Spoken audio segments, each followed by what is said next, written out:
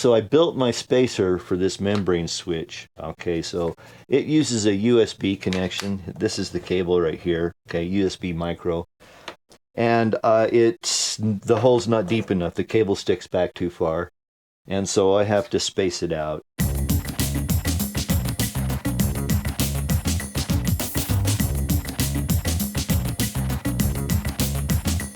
And so I just built myself a spacer. This is just a piece of cedar that I sanded really finely, put a nice coat of black satin on, and pre-drilled some holes here. We're going to mount it to the wall. This has got sticky back on it, so we should be in good shape. Anyway, I'm going to do that right now. And then we're going to be able to do some testing finally. Well, technically I could have done some testing the other day when I got the cable and everything run, but I was being lazy. Full disclosure, I found some pretty screws in my screw box that, you know, have a nice round head. And then they're black. Alrighty, let's put this together now. After all this time, let's check and make sure it fits first. That I didn't make a measuring mistake. That should fit in there beautifully. We'll get it right when we put it in, because we're only going to get one shot.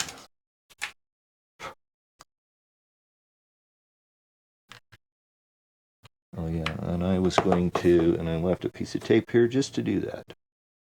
Strip the surface off that photo finish there. It's exactly what I was hoping would happen. Just because this is an RV, it's going to juggle around a lot.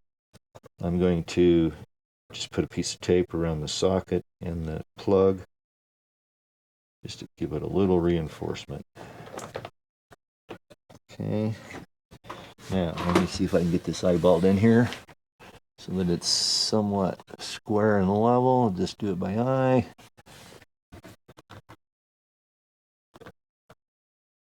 That should be good. 3, 4, 5, 6, 7, 8, 9, 10. So let's go get some power hooked up and test some stuff out. What do you say? Here's my little tester. I could hook up a battery. I'm not going to. This is big enough to run anything we need to run right now. That's an 1.5 amp, 12 volts. I just have it rigged up on a couple of jumper cables here. And to the power side there. And we're going to get some power. And we're going to smoke test this. See if anything pops.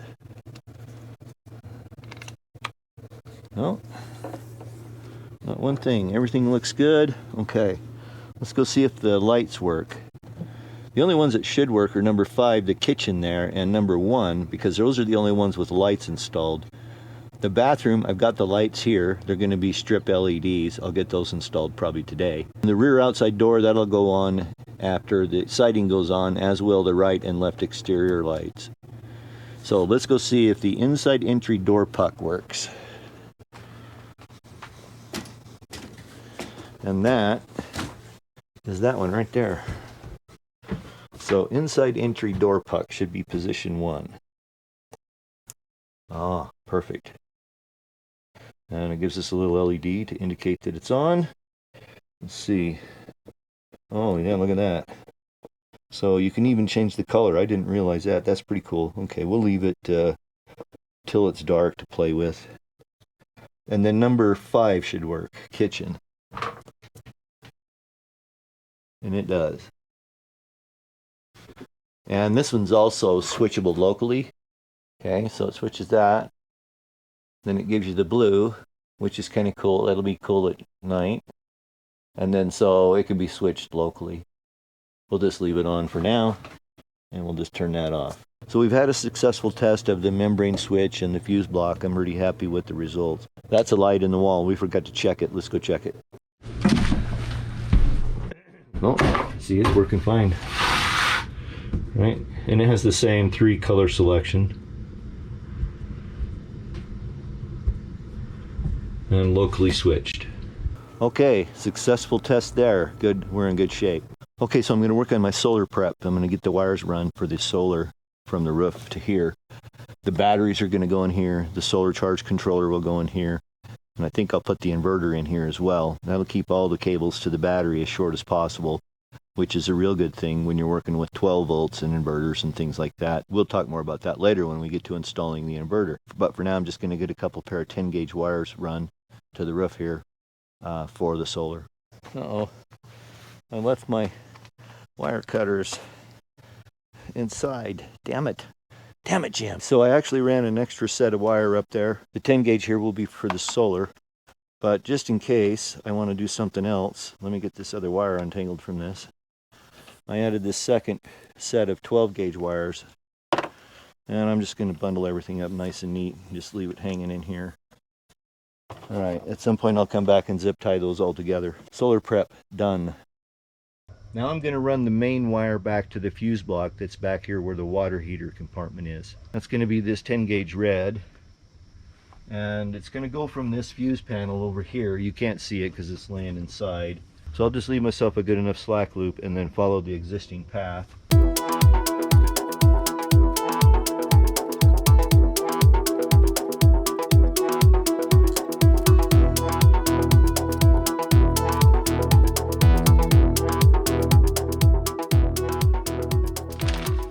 So what I'm doing is there's an existing cable run across the back here up high, and I'm just going to tie it all together with what I just ran.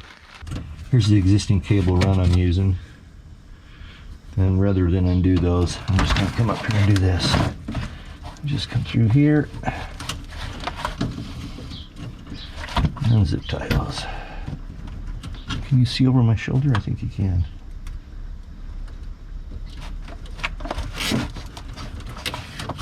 All right, let's hook this up. Get the right size wrench here. Just look at what size it is.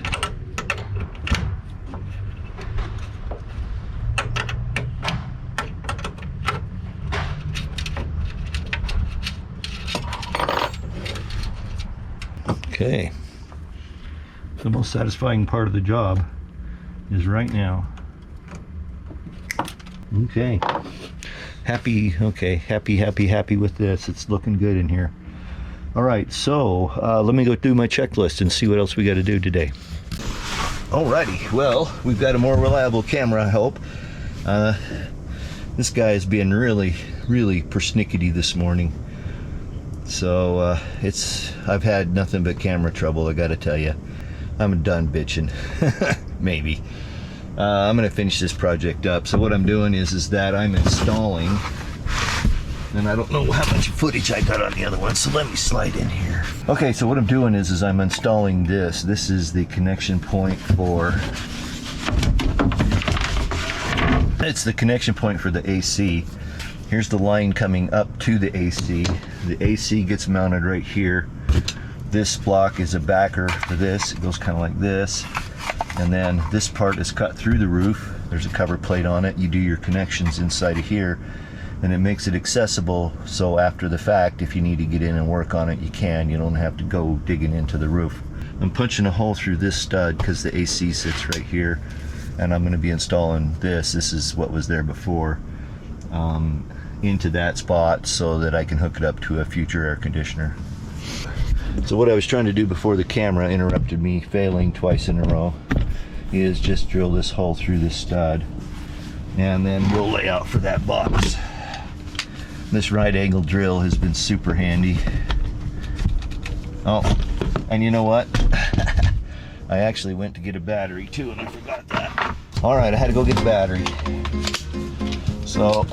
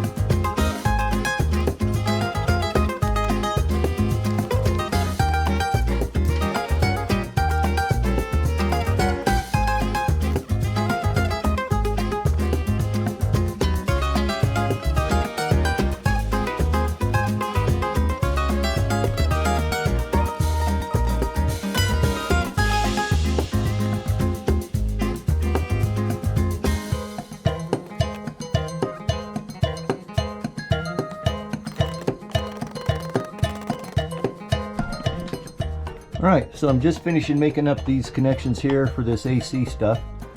This is that box I just finished installing it. And let's see if we can get a bit. I know the light's not great, but it is what it is, so get over it. Alright.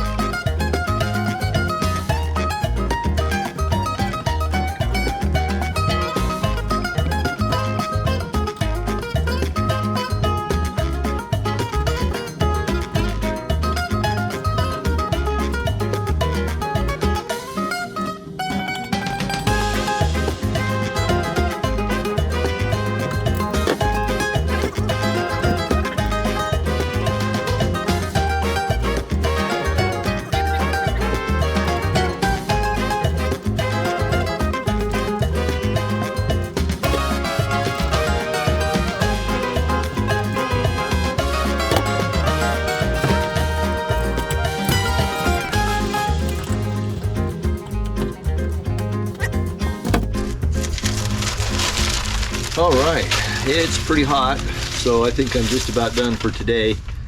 But I believe, with the exception of one little thing that had just stopped into my mind, that I'm completely done with the electrical. I'm just going to go over my drawings here real quick and just make sure.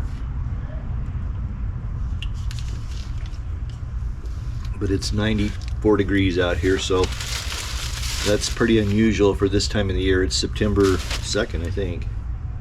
Yeah, coming up on Labor Day weekend. And yeah, we're gonna see 100-degree temperatures this weekend, so it's crazy. We're gonna have, it was 54. If it's 94 now, that's a 40-degree swing today, so pretty good. But yeah, I think we're just about done with the electrical. Okay, so I got my logbook here, and I need to double check my notes in the back, make sure I got everything checked off on it. That. We got that. We got that. So the only thing electrical left to do now is the inverter charger. Wait for the loud truck to go by. So the only thing left to do is the inverter charger. That's going to be a Renogy. The solar charge controller, which will also be Renogy. There's a DC to DC charge controller. That'll actually get mounted up underneath the hood of my pickup. And then I'll be sending a line back here to the camper to hook up to do DC to DC charging off the alternator. And let's just look at my drawings and make sure I haven't forgotten anything. Okay, that one's done, that's in. All those are in. Oh, I've got to hook up the light underneath the counter, or the light underneath the overhead cabinet. That needs to be hooked up. And let's see. All right, so let's make a couple of notes here that I added right here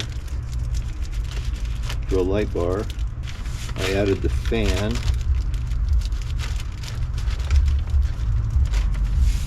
In case I want to put a fan in the egress port. I finished up the AC wiring.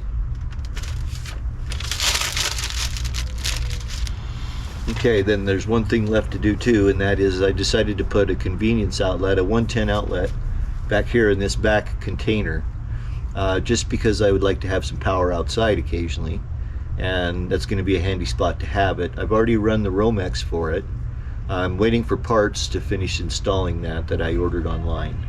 The only thing left to do is get a good detailed video of the wiring in the roof and the walls, so I can remember exactly what is where, and we're going to call it good. The reason I'm taking so much time on the electrical is that once you get the insulation in, it becomes really hard to try to make changes. And then of course the siding goes on, and then you're done making changes in any case. So I have added extra stuff everywhere I think I could possibly need a spare or an extra line, and hopes that that will get me wherever I want to go down the road in the future. I did pull some extra wires for some LED light bars in the front and back, and then of course there'll be LEDs around the outside underneath the awnings and all that kind of stuff, and I've got wiring all pulled for that. So overall I think I'm in pretty good shape. So if you found value in this video, give me that thumbs up. I always appreciate that. If you're not subscribed, subscribe, ring that notification bell. Lots of videos still to come on this truck camper restoration, but we're getting close. Well, we're going to call that a wrap. Thanks so much for watching. I sure do appreciate it. Until we get together for the next truck camper restoration video, peace.